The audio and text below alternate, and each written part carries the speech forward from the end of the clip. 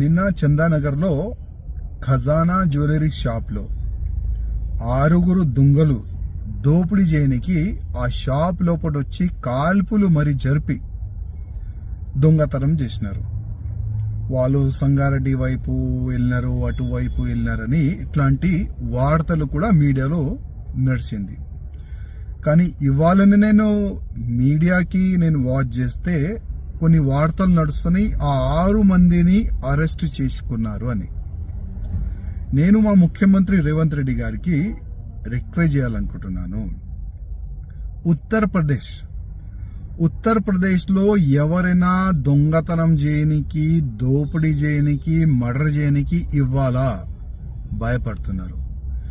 చాలా మంది దొంగలు జైలు లోపట వెళ్ళిన తర్వాత మా బెయిల్ కూడా వద్దు, మేము బయటికి కూడా రాము, మేము జైలు లోపటనే ఉంటాము.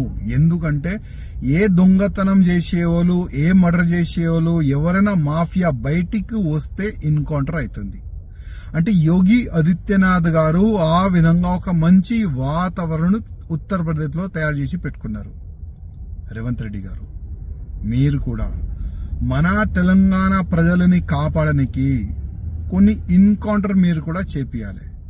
ఇప్పుడు నిన్న ఆ ఖజానా జ్యువెలరీ షాప్లో దొంగతనం చేయనికి వచ్చిన తర్వాత వాళ్ళు కాల్పులు కూడా జరిపినారు. కొంతమందికి బుల్లెట్ కూడా తాగింది. ఆ షాప్లో పనిచేసే వాళ్ళకి, మేనేజర్కి. ఒకవేళ చనిపోతే, ఇంకా జనాలపైన వాళ్ళు ఫైర్ చేస్తే ఏమయ్యేది? కొద్దిగా ఆలోచన చేయాలి. అందుకోసం తెలంగాణలో కూడా ఒక భయం అట్లాంటి వాతావరణం క్రియేట్ కావాలి.